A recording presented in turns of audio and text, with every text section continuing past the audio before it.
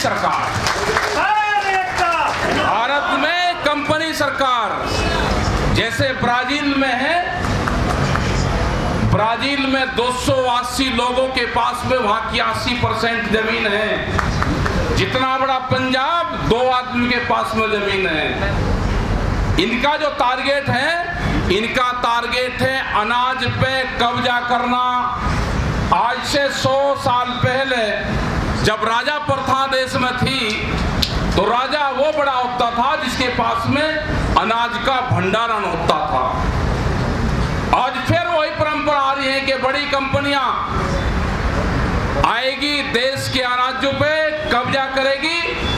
देश की पार्लियामेंट से बड़ा देश में गोदाम है, प्राइवेट कंपनी के गोदाम है।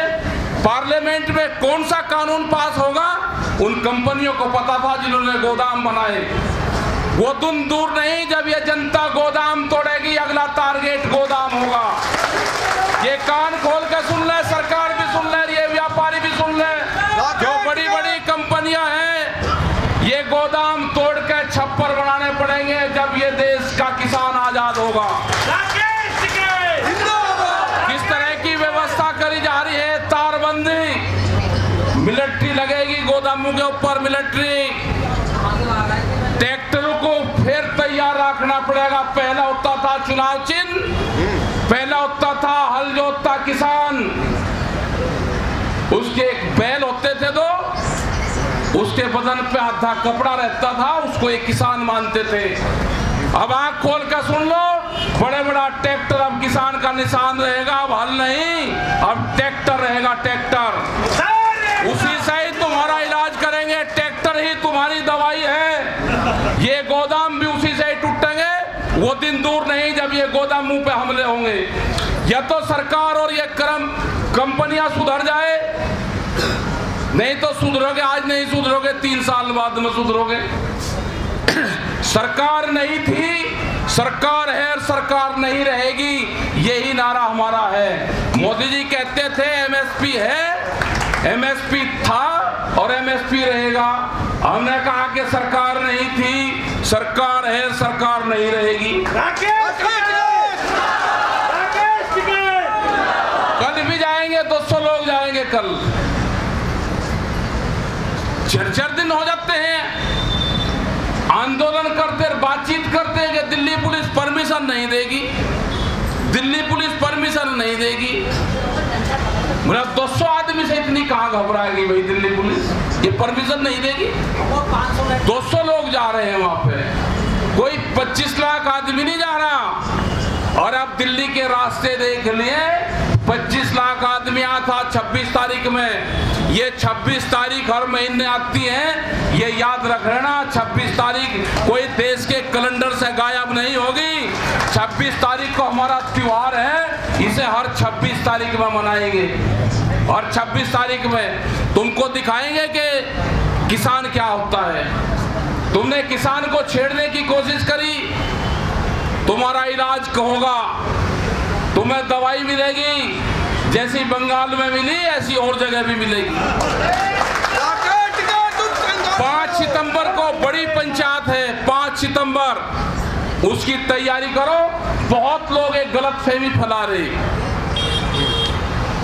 कि भाई चुनाव लड़ेंगे, हमें नहीं लड़ना चुनाव।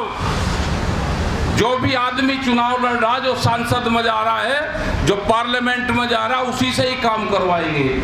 ठीक है साहब, तुम संघर्ष करो, हमें चुनाव नहीं लड़ना। ये गलत अफवाहें अखबार के लोग ना फैलाने का काम करें। कोई चुनाव नहीं लड़ रहा, वहां पे तय करेंगे कि आगे के आंदोलन की रणनीति क्या होगी, ये तय होगा 5 सितंबर में। अफवाहें मत फैलाओ। यहाँ पे 8 महीने से किसान बैठा हुआ है।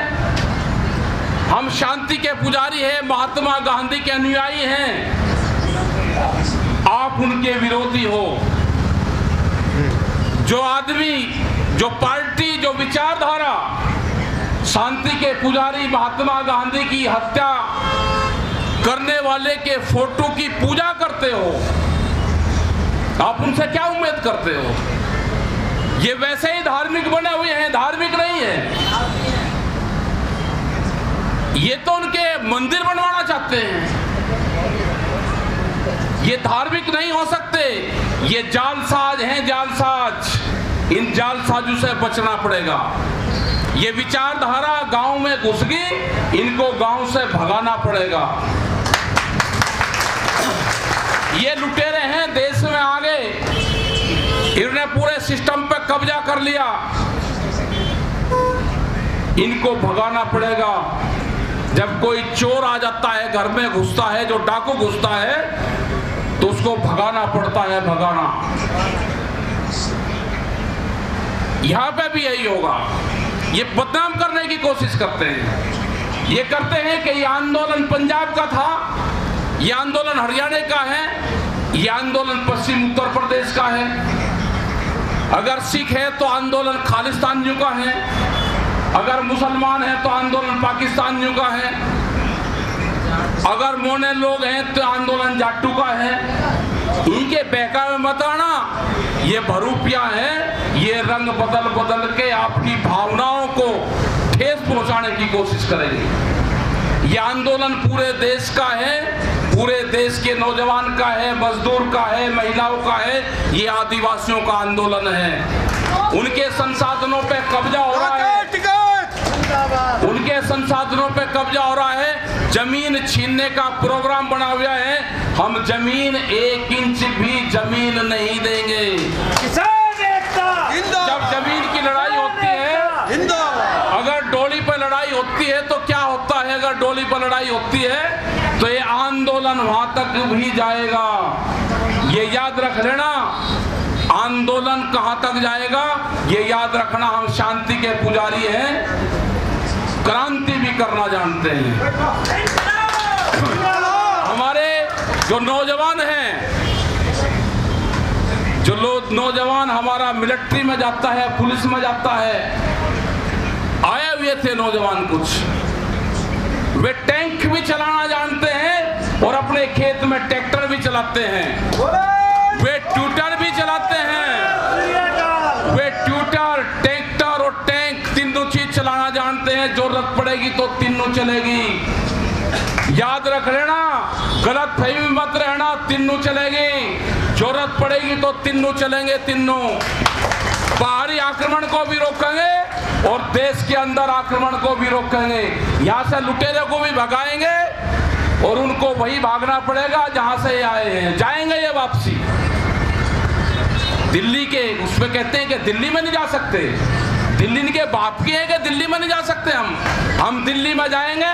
अब की बार तो धोखा हुआ था कि लेगा खे लाल किले पर लेगे। जिस दिन संयुक्त मोर्चा कहेगा और जिस दिन बुद्धि फिरगी, ध्यान रख लेना बस सबका कहां जाएंगे,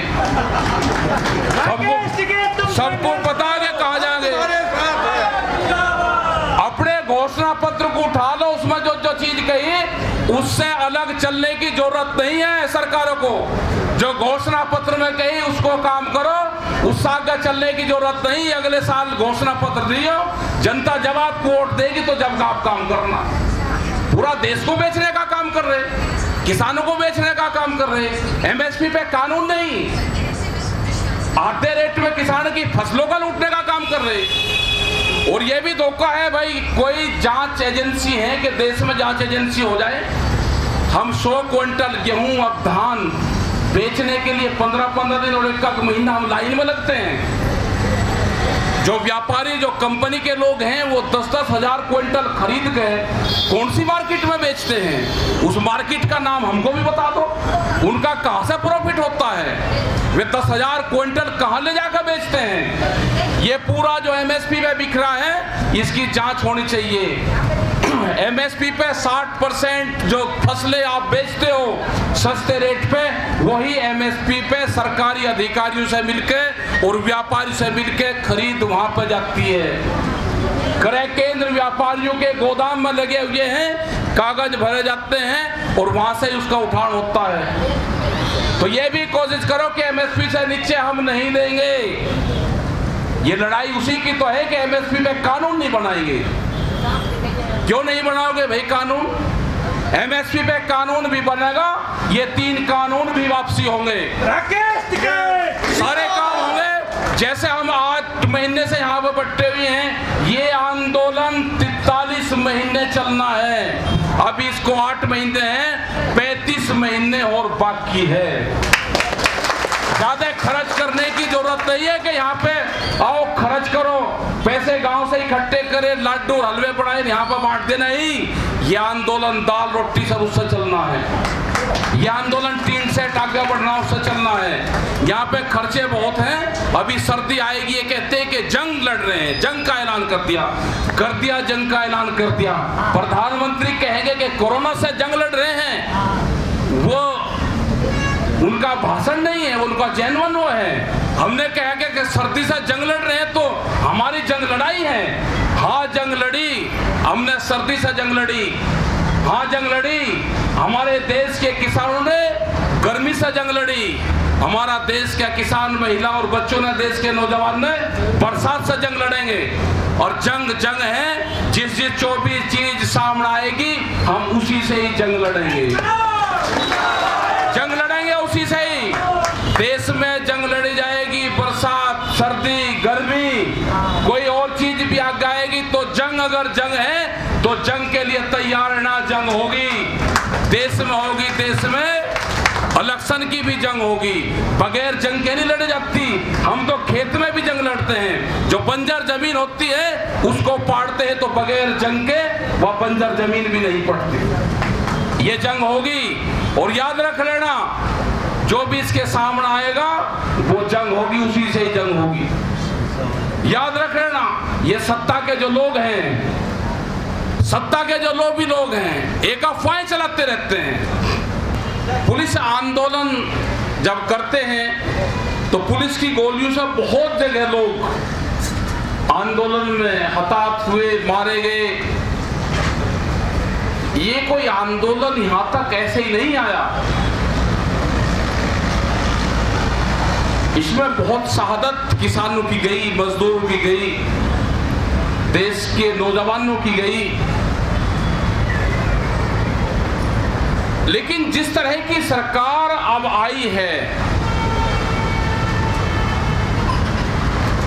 जब चुनाव हुए तो मुद्दे कुछ, जब चुनाव हुए तो मुद्दा मंदिर, धार्मिक भावनाओं को भड़का के लोगों की वोट लेके और देश को लूटने का काम करा गया। ये नहीं पता था किसी को। और जब जब भी जिस देश में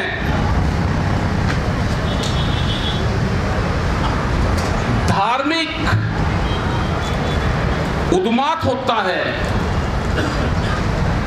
धर्म को राजनीति में लेकर आते हैं, तो वो देश कभी सर्वाइव नहीं करता, वो देश कभी आगे नहीं बढ़ता।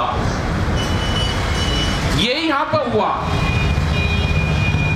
क्या इनके जो मैनिफेस्टो थे, इनके जो घोषणा पत्र थे,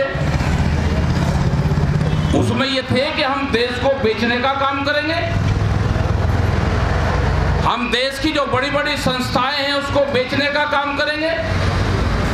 इन्होंने कभी आंदोलन किया है जमीन पे?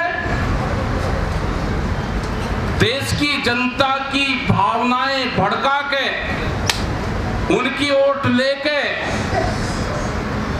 एक मंदिर के नाम पे जनता को दिमाग वहां पर लगा दिया और कहा कि अब देश को बेचने का काम करो, बड़ी बड़ी संस्थाएं हैं इनको बेचो और पूरे देश को कंपनी चलाएगी। ये देश में जो सरकारें हैं, हमने बार बार कहा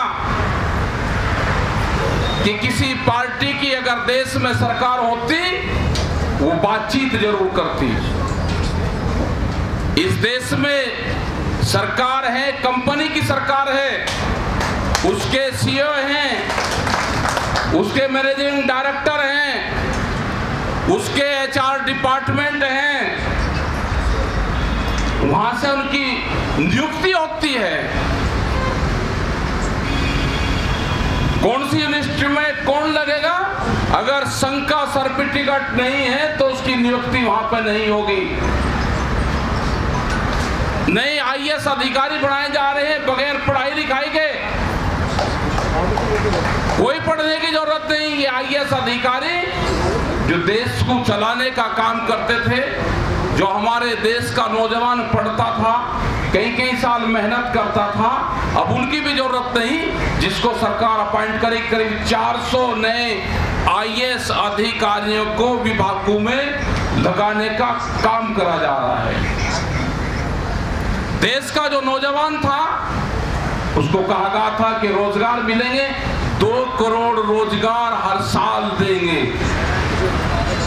तो पूरे देश के नौजवान ने अपना मोबाइल पे, उस पे मोदी सरकार, अब की बार मोदी सरकार